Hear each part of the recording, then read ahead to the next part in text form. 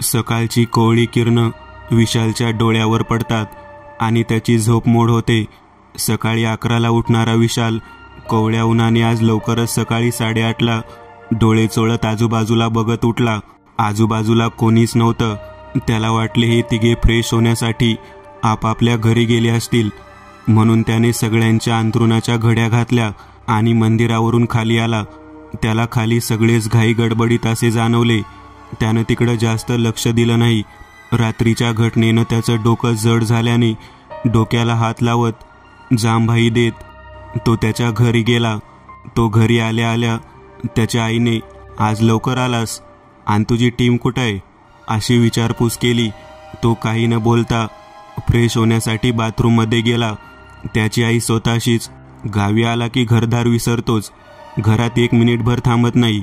अजून त्याची टीम आली नाही, नाहीतर नाश्ता करणार नाही हो, लगेच बाहेर जाईल असे म्हणून त्याची आई नाश्त्याच्या तयारीला लागते.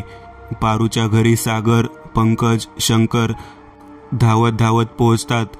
पण घर छोटंसं असल्याने त्यांना आत जायला भेटत नव्हते आणि अगोदरच घरात बायका जास्त दिसत होत्या, म्हणून ते बाहेरूनच कानोसा घेत होते.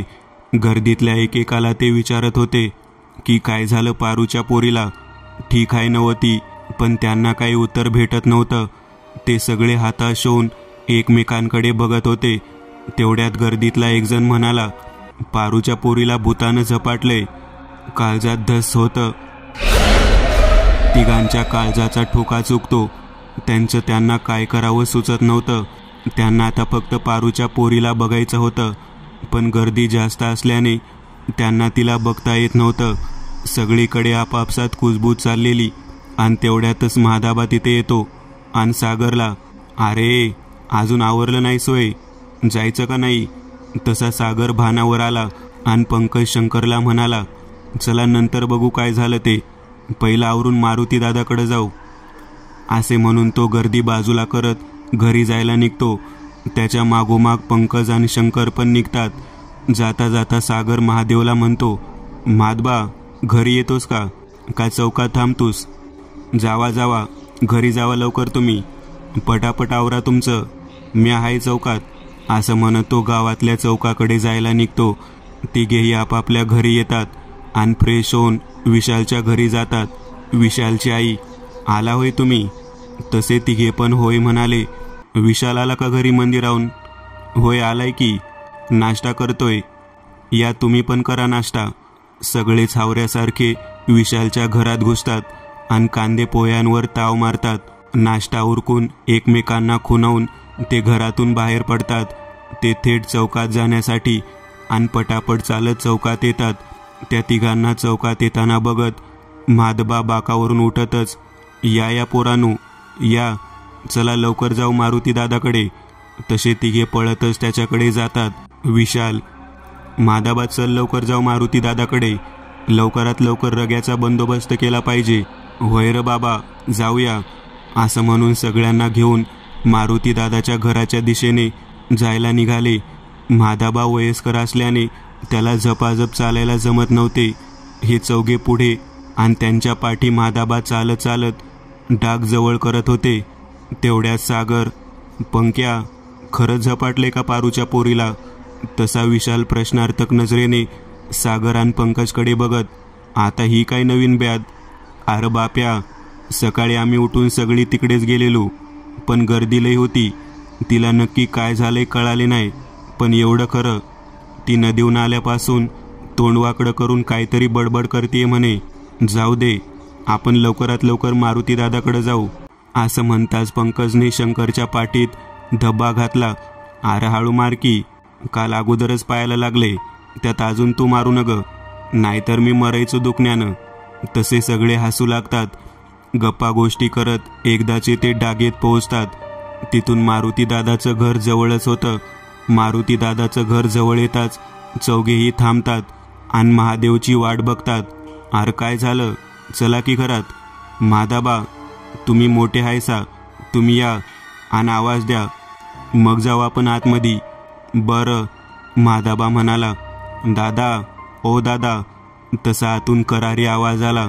हो हो आलोच असं म्हणत मधल्या खोलीतून गळ्यात रुद्राक्षाची माळ घातलेली, कपाळावर भंडारा लावलेला मारुती दादा बाहेर आला आणि महादाबाकडे बघून, काय र महादाबा, आज इकडं शेतामध्ये कामधंदा नाही वाटतं? आणि टाळकी कोण आहे ती? का आंबे चोरताना पकडून आणली सोय? नाही नाही, तसं काय नाही, जरा खाजगी काम आहे या पोरांचं, म्हणून घेऊन आलोय. असं होय, या आतमध्ये या पोरानू.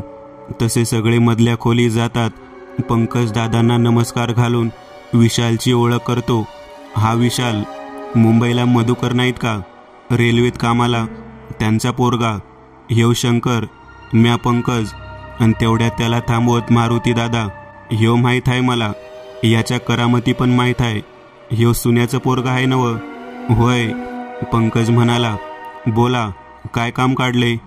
तसा शंकर पुढे होऊन मारुती दादाला सगळी हकीकत सांगतो. त्यांच्यासोबत जे घडले ते शब्द ना शब्द तो त्यांना सांगतो. आता सगळे मारुती दादाकडे मदतीच्या आशेने बघत होते. मारुती दादा 20-25 मिनिट डोळे बंद करतात आणि ध्यानस्थ होतात. डोळे उघडून महादेवला म्हणतात, महादाबा, म्या उद्या सकाळी तुझ्या शेताकडे येतो आणि काय ते तिकडंच करू. असं म्हणून दादा उठतात. आता या चौघांची खूप निराशा होते. चला आता घरी, आपलं आपण बघू काय ते, उठा. तसे पंकज, विशाल, शंकर त्याच्या पाठी बाहेर जातात.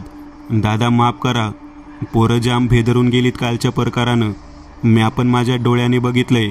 आपल्या गावावर मोठं संकट आलं. या पोरांची गावासाठी धडपड बघून म्या त्यांना घेऊन इकडं आलो, माझा कामधंदा सोडून.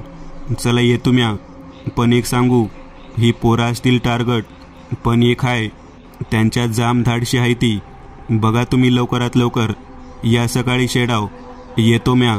असं म्हणून तो पण घरातून बाहेर पडतो. महादाबा, तू तर म्हणलेला याला तंत्रमंत्र येतो म्हणून, याला कायच येत नाही. एक दिवस याला चांगला धडा शिकवतो बघ तू. सागऱ्या, मूर्खा, शांत बस. भावनाच्या भरात काय पण बरळू नग. दादा नक्की आपल्याला मदत करतील. लिहून घे तू माझ्याकडून. हो, करतील मदत, पण आपण गप्प बसून चालणार नाही. जाऊन चौकात बसून विचार करू. चला. असे म्हणून चौकाकडे निघाले ते आणि झपाझप ते गावातल्या चौकात येतात. पोरानू, म्या जातो शेतात, तुम्ही बघा काय धागं दोरं लागतंय का. म्या आहे तुमच्यासोबत. आणि संध्याकाळी या शेडाव. चला, येऊ का म्या, म्हणत तो त्याच्या शेताकडे जायला निघतो.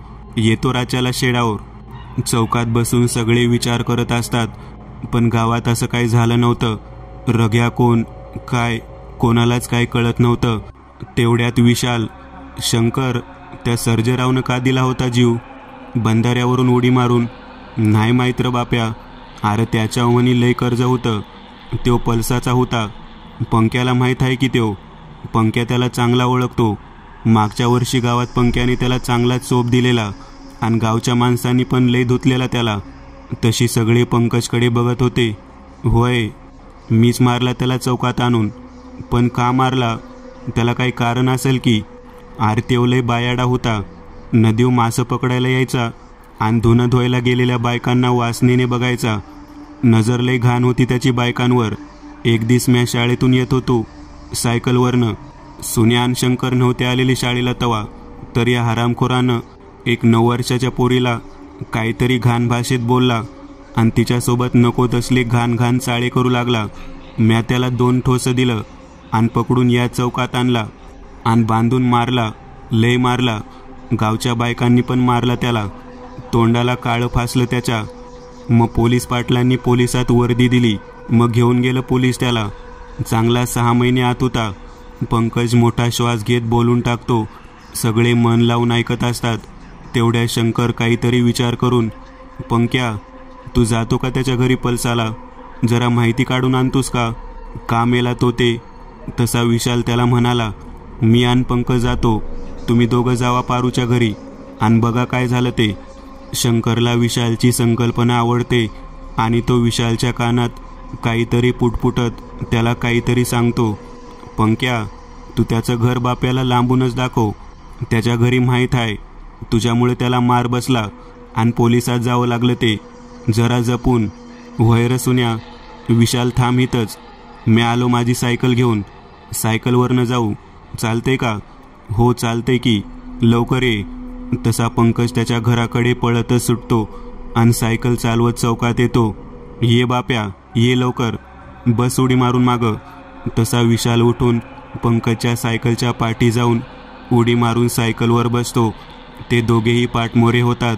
तेव्हा शंकर, सुन्या चल पारूच्या घरी, आता नसेल गर्दी, बघू काय झालं ते, असं म्हणून ते दोघं पण पारूच्या घरी जायला निघतात. पारूच्या घराजवळ येतात. तशी गर्दी कमी झालेली दिसते, तरी पण बायकांचा पारूच्या घरी गराडा होताच.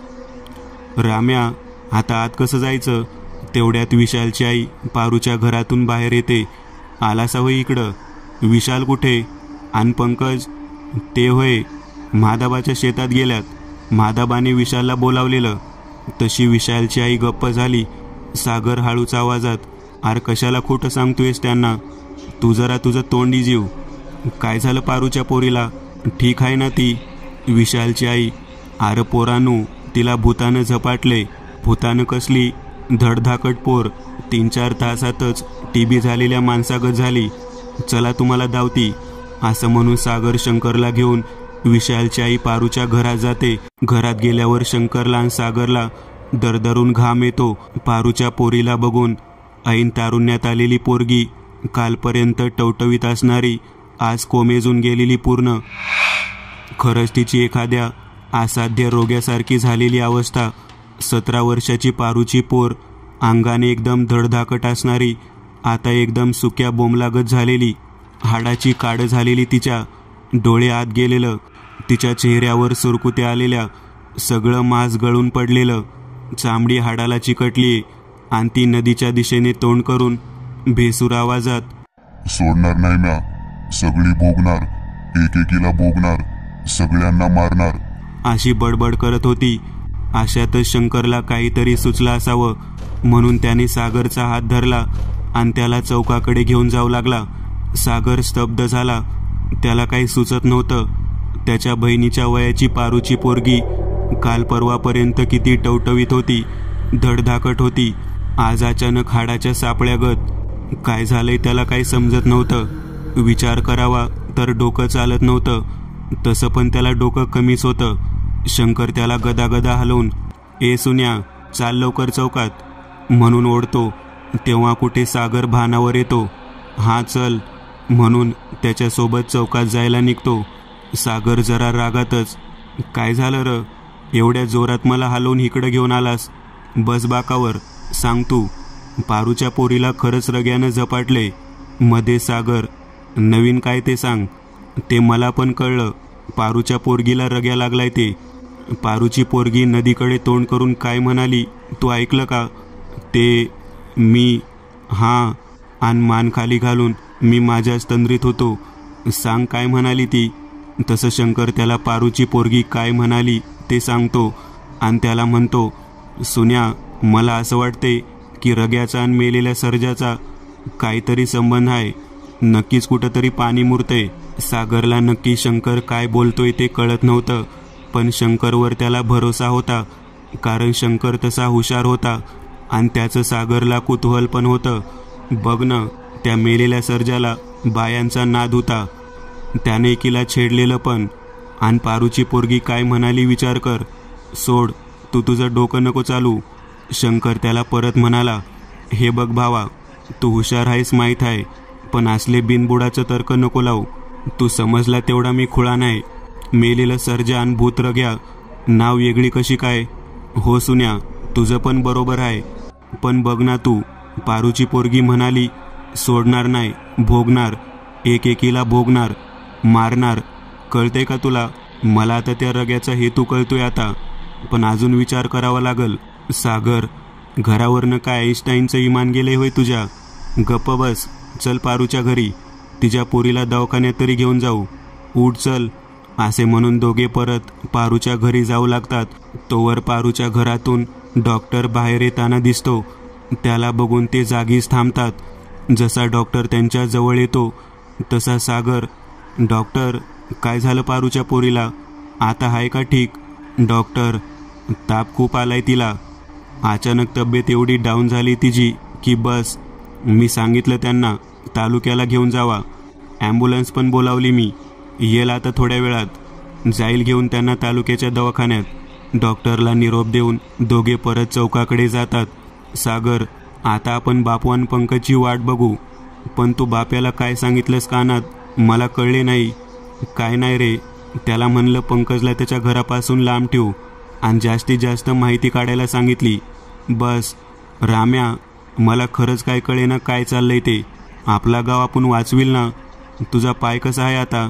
का दाखवूया का डॉक्टरला? नग नग, होईल बरा. एक काम करू, माझं मन लागना. आपण महादाबाच्या शेतात जाऊ. आणि ते महादाबाच्या शेताकडे जायला निघाले. सायकलवरून पलसाला पोहोचताच पंकजने विशालला सायकल चालवायला दिली आणि स्वतः मागे बसून त्याला कासारवाड्याकडे चल म्हणून सांगू लागला. विशाल गप सायकल कासारवाड्याकडे घेऊन जात होता आणि पंकजला म्हणाला, कासारवाड्यात कुठं आहे घर त्याचं? अरे वाड्यात 2 चाळी आहे त्यातली दुसरी चाळ, त्यातलं त्याचं पहिलं घर आहे. कासारवाडा येताच विशाल पंकजला बोलतो, पंक्या तू उडी मार, उतर खाली, म्या जातू, उतर खाली. तसा पंकज तिकडेच उडी मारून रोडच्या कडेला थांबतो. विशाल सायकल घेऊन पुढे कासारवाड्यात जातो. सायकलला स्टँड लावून तो आता सर्जेरावच्या घरापुढे येऊन दरवाजा ठोकवतो. तसा दरवाजा उघडून 50 वर्षाची म्हातारी दार उघडून बाहेर आली. बहुधा ती सर्जेरावची आई असावी.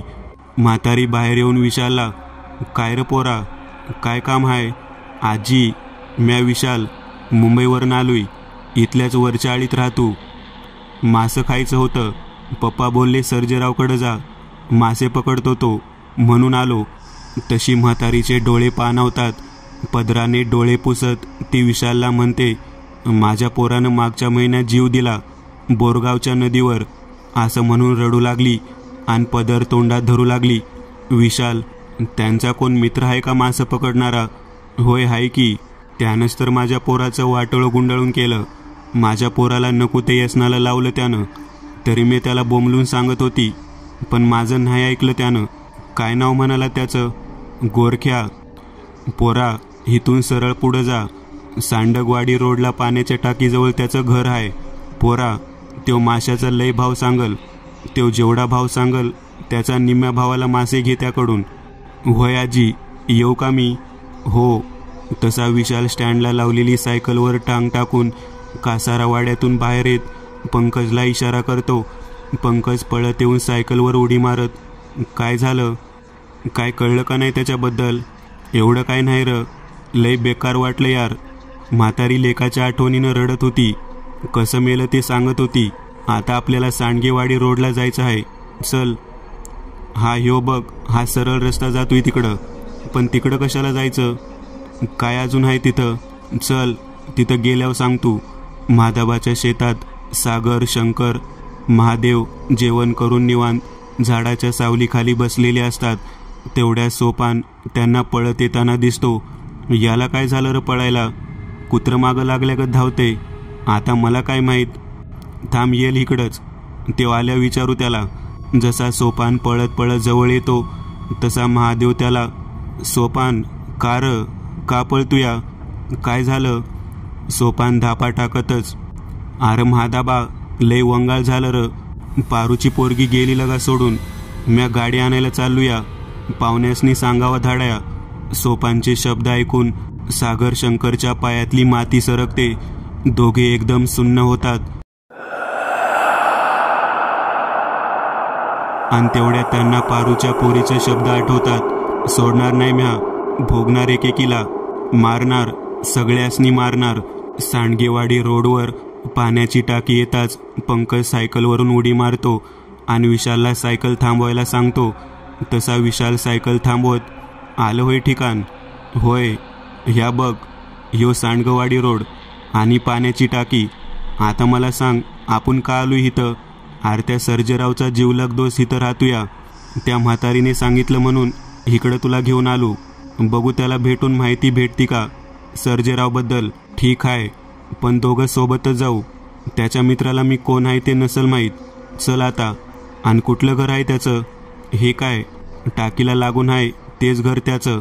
आणि दोघेही घराकडे जातात. घरच्या उंबऱ्यात एक बाई ज्वारी निवडत असते. त्या बाईला विशाल, काकू गोरख आहे का घरामध्ये? का? काय काम आहे? काय केलं आता त्यानं? त्यांच्याकडे प्रश्नार्थक नजरेने बघत म्हणाली, नाही, जरा काम होतं त्यांच्याकडं. हे बघा, त्यानं तुमच्याकडून पैसे घेतला असल्यास म्या पैसे देणार नाही. तिचं वाक्य अर्ध्यावर तोडतच विशाल म्हणाला, अहो काकू, पैसे नाही घेतले आमच्याकडनं. आमासनी मासा होतं नदीचं म्हणून आलेलो. हायती का ते घरात? नाही, घरात नाही. काय माहीत कुठं उलटलाय त्यो. त्यामुळं माझ्या संसाराची राख रांगोळी झाली. लगीन केल्यापासनं माझ्या मागं 7.5 लागल्या. तेवढ्यात पंकज, काकू जरा पाणी देता का? तहान लागल्या. ऊन लय हाय नव? होय होय, या आतमध्ये या, मी आणती तुम्हासनी पाणी. त्यांना आत बोलवून हातामधील काम सोडून ती मधल्या खोलीत पाणी आणण्यासाठी जाते. पंकज हळू आवाजात, विशाल चल लवकरात, हिला ग्वाड बोलून माहिती काढू, चल. बरं चल, असं म्हणून दोघे पण गोरखच्या खोली जातात. घरात गेल्यावर त्यांना ती बाई पाणी देते. त्यांना म्हणते, नको नको झालाय जीव नुसता ह्याच्या कावनं. असं वाटते हे मेला असतं तर बरं झालं असतं. निदान मी सुखाचा घास तरी खाल्ला असता. ह्याच्या उलाढालीनं माझ्या रक्ताचं पाणी होतं या. त्यानं तुम्हासनी पैसे मागितल्यावर त्याला देऊ नका, नाहीतर येईल ढुसून आणि मारल मला. नाही देत पैसे त्याला. मला सांगाल काय काकू, ते सर्जेरावान तुमचं गोरख मैतर होतं म्हणी? होय, दोघं बी एका माळाचं म्हणी. दोघांसनी पण कामधंदा नसायचा. म्या बोंबलल्यावर मासं पकडायला जायची आणि मासं इकून आलेल्या पैशाची दारू ढोसायची. त्यात तो सर्जा मेला म्हणून बरं झालं. काकू, ह्यो सर्जेराव का मेला? म्हणजे का जीव दिला असेल ह्यानं? काय कारण असेल की? अरे लय हरामखोर होता त्यो. आया बहिणीवर लय वंगाळ नजर त्याची. मागं एकदा हाणला होता बोरगाववाल्याने त्याला आणि पोलिसात दिलेला. 6 महिन्यांनी सुटून आल्यावर आलता ह्यासनी भेटाय. मग पुढं लय पिसाळलेला त्यो. ह्यांना बोलत होता, चल आताच्या आता सगळ्या गावाला संपू. एवढ्याशा पोरानं हाणला मला, सोडायचं नाही. त्याला कसा बसा ह्यांनी शांत केला. पण त्याच्या मनात बोरगाववाल्याविषयी लय राग होता. बोरगावच्या नुसत्या नावानेच रागाने लाल लाल व्हायचा.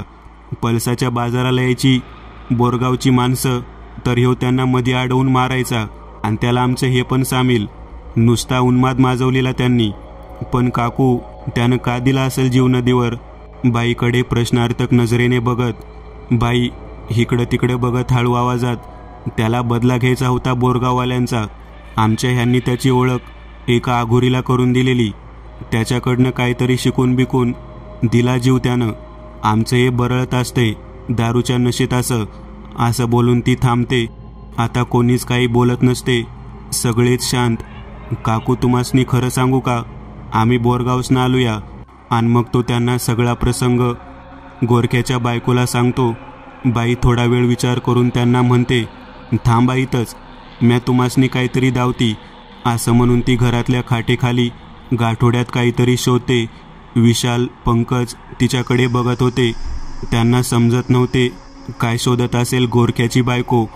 तेवढ्यात गोरख्याची बायको सापडलं असं म्हणत चेहऱ्यावर हसू आणत हातात एक मळकट कागद घेऊन उभा राहते आणि बोलते, ह्यो कसला तरी कराराचा कागद आहे. आमचं हे नशेत बरळत होतं. त्या आगोरीचा आणि माझ्या नवऱ्याचा काहीतरी करार आहे. मला वाटते त्या दिवशी सर्जा मरायच्या आधी आमच्या ह्यानं ह्यो कागद घेऊन आलेला. लय पिलेला त्यो आणि नशेत म्हणत होता, आता मला हवं ते भेटणार, म्या श्रीमंत होणार. मला घबाड लागले घबाड. आणि त्यानं ह्यो कागद छातीशी धरून इकडं तिकडं बघत, म्हणजे मी झोपली का बघत, त्याने खाटखाली गठड्यात लपविला. म्या अडाणी लक्ष नाही दिलं कधी तिकडं. पण तुम्ही बोलल्यावर तुम्हासनी मदत म्हणून पंकज त्यांच्या हातातून तो कागद घेतो. तो कागद जुन्या प्राचीन कागदासारखा जाणवला. त्या मळकट कागदावर रक्तानं काहीतरी लिहिलेलं. विशाल आणि पंकज त्या कागदावर काय लिहिलेलं ते वाचायला लागले. काही वेळात वाचून झाल्यावर तो कागद गोरखाच्या बायकोकडे देत, काकू ठेवा, ह्यो कागद होता तिथं, तुमच्या उपयोगाचा नाही. तसं नाही, आम्हाला ह्यातून भरपूर काय कळलं या कागदातनं. तुम्ही ठेवा ह्यो कागद, नाहीतर कागद कुठाय म्हणून गोरख मारल तुम्हासनी. तशी ती बाई मार खायच्या भीतीनं, बरं द्या तो कागद, ठेवते म्या, म्हणून त्यांच्याकडून तो कागद घेत आणि खाटेखाली गाठल्यात ठेवते. पंकज आणि विशालच्या चेहऱ्यावर आता जरा समाधान दिसत होतं. ती बाई वर उठून दोघांकडे बघत हात जोडून, पोरानू, तुम्हासनी हात जोडून विनंती करते म्या, आमच्या ह्यासनी मारू नका. लय नालायक आहे त्यो. त्याला आणि त्या आगोरीला पोलिसांच्या ताब्यात द्या. भोगल तिकडे तो त्याच्या कर्माची फळं. पण तुम्ही मारू नकासा. आम्ही कशाला मारू त्यांना. तुम्ही नका काळजी करू. बरं येऊ का आम्ही? लय उशीर झालाय. गावाकडे जायला लागल आम्हाला.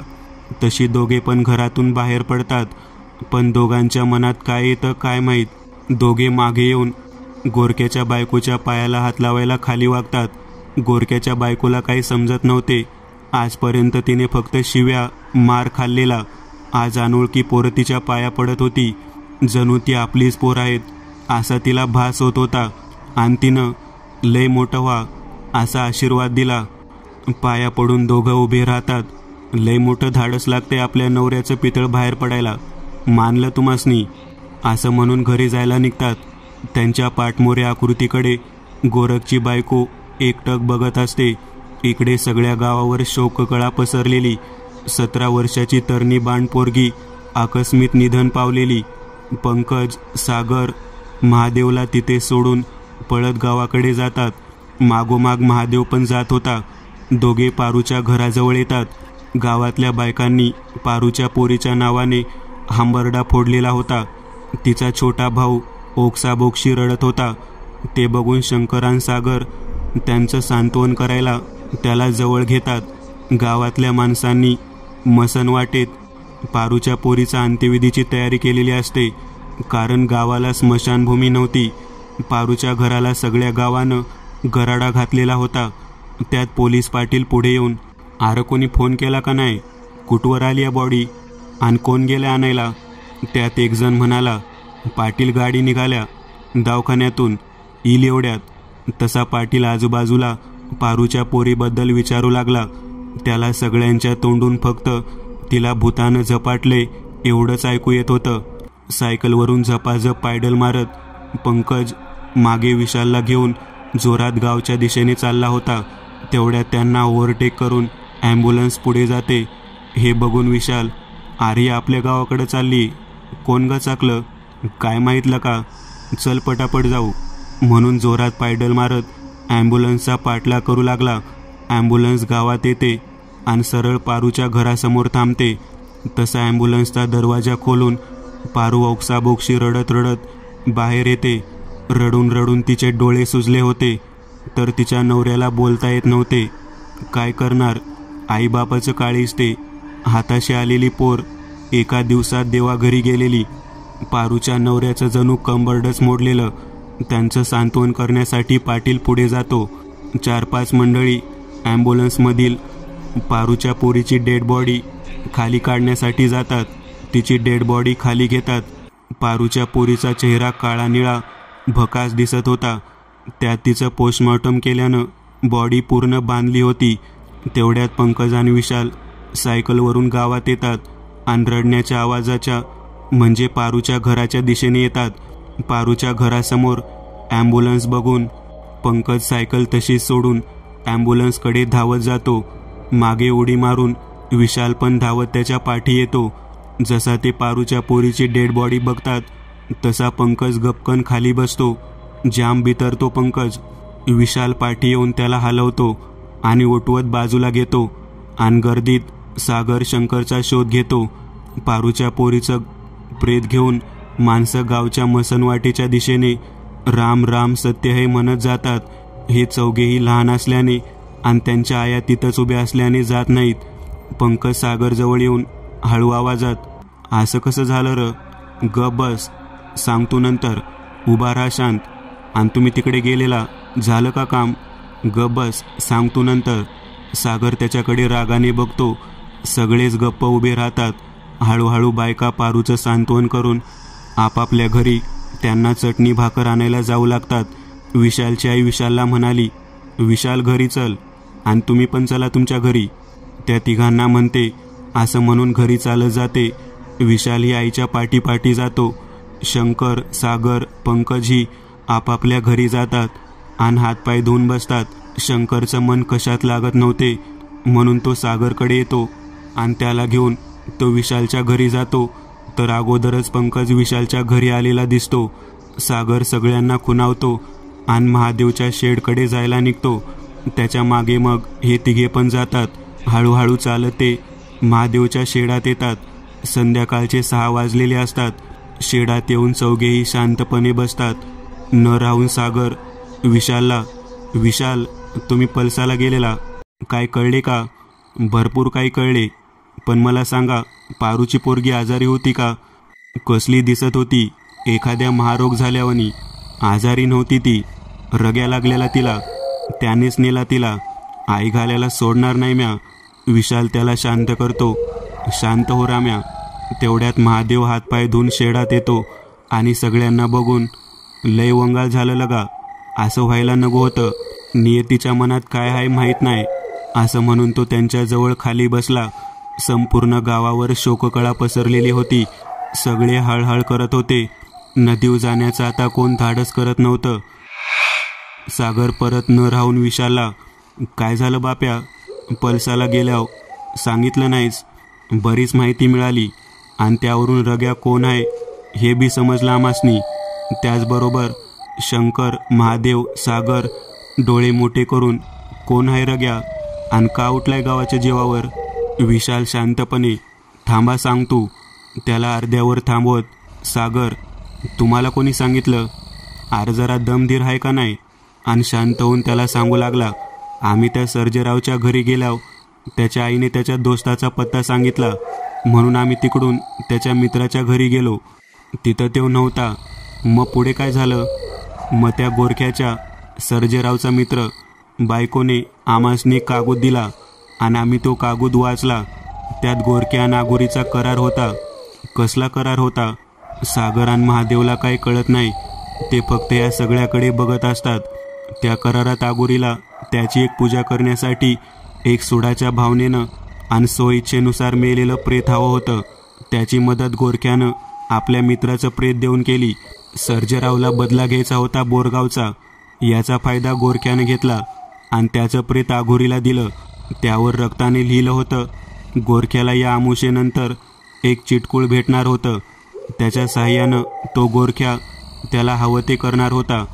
त्याला श्रीमंत व्हायचं आहे आणि यासाठी त्यानं आघोरीला आपल्या म्हणजे सर्जेरावचं प्रेत दिलं आणि सर्जाचा आत्म्याला आघोरीने स्वतःचा गुलाम केलेला. आणि पुढं लिहिलेलं, कुठं वाच्यता केली तर गोरख त्याच्या जीवास हाकनाक मुकणार होता. आणि त्यानं सारं सगळ्यांना सांगितलं. असं त्यानं सारं सगळ्यांना सांगितलं तरी पण सागरला शंका आल्यानं त्यानं पंकजला आणि विशालला विचारले, यात रग्याचा काय संबंध आहे? गोरख्याने तर त्याच्या मित्राचं म्हणजे सर्जेरावचं प्रेत दिलं ना. कोण येऊ रग्या? मला काय समजना. सागर जरा शांत होतो. मला पण सर्जाच रग्या आहे असं वाटतंय, कारण रग्याला पण बदला घ्यायचा आहे गावचा आणि सर्जाला पण. या दोघांच्या मध्ये एक साम्य आहे. मला तर 100% खात्री आहे सर्जाच रग्या असणार. बाकी तू काय बी म्हण. तसे पंकज आणि विशाल त्याच्या हाला हा करतात. सागर तुम्हासनी वाटतंय तसं, पण मला अजून काय समजना. तसा पंकज तुला विचार करू नगस, नाहीतर डोकं फुटल तुझं. आणि हसायला लागतो. सागर रागातच, मला कळू दे फक्त त्या रग्याला कसं संपवायचं ते. पहिला मीच त्याला संपवणार. तेवढ्यात महादाबा, होय उद्या मारुती दादा येईल इकडं आणि सांगेल आपल्याला काय ते. आपल्यासोबत ते पण. सागर, अरे त्या म्हाताऱ्यावर विश्वास ठेवू नका. त्याला काय येत नाही. येत असतं तर त्यानं तवा सांगितलं असतं. सोडा, आपणच करू काय ते. आणि चला आता, रात व्हायला लागली. अंधार पडलाय. अंधार पडला म्हणून उठून घरी जायला लागला. त्याच्या मागोमाग सगळे जाऊ लागले. रात्रीचं जेवण करून सगळी आपापल्या घरी झोपायला लागली. पारूची पोरगी गेल्यामुळे घरातले लोक त्यांना रात्री बाहेर जाऊ देत नव्हते. नाईलाज असल्याने चौघेही आपापल्या घरात झोपले. पण चौघांना पण झोप लागत नव्हती. सारखे अंगाची कूस बदलत होते. झोप काय लागत नव्हती. जीवाची तळमळ होत होती. राहून राहून त्यांना नदीतील प्रसंग आठवत होता. बाहेर जावं तर घरातले सोडत नव्हते. चौघांचाही जीव घरात घुटमळत होता, पण पर्याय नव्हता. म्हणून या अंगावरून त्या अंगावर कूस बदलत झोपायचा प्रयत्न करू लागले.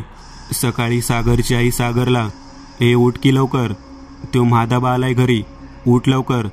तसा सागर पटकन उठून घराच्या बाहेर येतो आणि महादेवला, काय रे महादाबा, आता काय झालं, अरे आवर की लवकर, आणि त्या तिघांनी घेऊन शेडाव ये लवकर, असं म्हणून महादेव त्याच्या शेडाकडे जायला निघतो. सागर स्वतःची आवरावर करून शंकरकडे जातो. पंकज पण शंकरच्या घरी येत होता.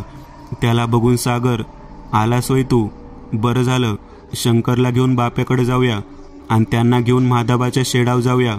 पंकज, आता काय काम सकाळी सकाळी शेडावर. सागर, काय माहीत, महादाबा आलेला मला उठवायला मगाशी. तसा पंकज, अरे म्हणजे मारुती दादा आला असतील, चल चल शंकरला आवाज दी. असं म्हणून दोघे पण शंकर आणि विशालला घेऊन महादेवाच्या शेडकडे जातात. शेडाजवळ येताच शंकर सागरला, सुन्या, तुला लय घाई असत्या, तुला म्हणलेलं का नाही, लिहून घे माझ्याकडून, मारुती दादा येणार, ते बघ शेडात बसल्या ती. तसा सागर मान खाली घालतो. सगळे शेडामध्ये जातात आणि मारुती दादाच्या बाजूला गोलाकार करून बसतात. मारुती दादा त्यांना, पोरांनो, काल मला काम होतं म्हणून आलो नाही आणि तुम्हासनी काय सांगितलं पण नाही, पण पारूची पोरगी गेल्यावर मला राहवलं नाही, मी आलो इकडंच, मला तुम्हासनी लय महत्त्वाचं सांगायचं आहे. तसे चौघेही, सांगा की मग. सगळ्यांकडे बघत दादा सगळ्यांकडे बघत, आरत्यो रग्या दुसरा तिसरा कोण नसून नदीवरून उडी मारून मेलेला सर्जा आहे. त्याचा आत्मा एका आगुरीनं वश केलाय आणि आगुरीनंच त्याला रग्या नाव दिलंय. त्यानं त्याला गुलाम केलंय आणि त्या आगुरीला आता आसुरी शक्ती मिळवायची आहे, म्हणून त्याला मेलेली माणसं पाहिजे ती, म्हणून तो रग्यामार्फत त्याचं काम करून घेतोय. आणि रग्या म्हणजे सर्जा त्याचा बदला म्हणून आपल्या गावच्या लोकांच्या जीवा उठलाय आणि त्यानं काल एकीला आगुरीला दिलं पण. पंकज रागारागाने, दादा काही उपाय आहे का नाही ह्यावर, ह्या सर्जाला मी सोडणार नाही, जित्यापणी मारला आता पण मारणार. सगळेच मारुती दादाला, काय आहे का नाही उपाय ह्यावर. महादेव, आपण लवकरात लवकर यावर काहीतरी केलं पाहिजे. तशी सगळी, होय मादाबा, आता सोडायचं नाही. मारुती दादा, पोरांनो, तुमचा द्वेष बघून बरं वाटलं, पण लय जोखीमचं काम आहे, जीवाचं बरं वाईट होऊ शकतं. सागर, मरणाला आम्ही भीत नाही, मरण आमासनी भीत आहे, तुम्ही सांगा फक्त काय करायचं ते. मारुती दादा, एवढी घाई चालणार नाही पोरा, नाहीतर तुम्हाला दगा फटका व्हायचा. ऐका मी काय सांगतो ते. उद्या आमुषा आहे, उद्या आगुरीला पूजेसाठी एक बळी लागेलच. त्याच्या आधीच आज रात्रीच आपण रग्याचा बंदोबस्त करू. आमुषाला लई शक्तिशाली होईल तो, त्यासाठी मला तुमची गरज आहे. मी सांगतो ते सामान घेऊन या. शंकर, पंकज, सागर, सांगा दादा काय आहे सामान. मारुती दादा त्यांच्याकडे सामानाची एक चिठ्ठी देतात. तेवढ्यात विशाल, दादा आपण रग्याचा बंदोबस्त करू, पण ते आगुरीचं काय, रग्या नाही तर दुसऱ्या कुणाच्या मार्फत ते वाचल्या उचापात्या करल, त्याला पण सोडायचं नाही.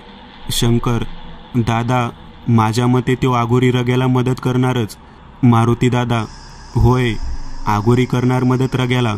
आगुरीला कसं आवरायचं माहीत नाही, पण आपण प्रयत्न सोडायचा नाही. चला लागा तुम्ही कामाला, तेवर मी लाकडाचा होम बनवतो. ध्यानात ठेवा पोरांनो, तुम्ही बोलताय तेवढं सोपं नाही, विचार करा, जीव पण जाईल ह्यात.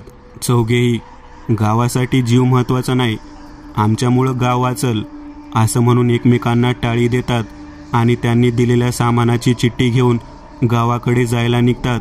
मारुती दादा त्यांच्या पाठमोरे आकृतीकडे बघत, मादाबा तू बोललास ते खरं आहे, पोरं गावचं नाव नक्कीच वर काढतील. मित्रांनो, आज पुरतं एवढंच.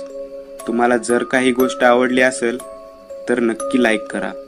तुमच्यापैकी बरेचसे जण व्हिडिओ लाईक न करताच पळून जातात, पण हा जर व्हिडिओ तुम्ही लाईक केला तर मला जरा बरं वाटेल आणि असेच भारी भारी व्हिडिओ बनवायची माझ्यात एनर्जी येईल. त्यामुळे नक्की लाईक करा. आणि अजूनही कोणी या चॅनलला सबस्क्राईब केलेलं नसाल तर लगेच सबस्क्राईब करून टाका. आणि बाजूची घंटी ती मात्र दाबायला विसरू नका, देवाची घंटी आहे ती. चला तर मग पुन्हा भेटूया अशीच एक आगळी वेगळी गोष्ट घेऊन पुढच्या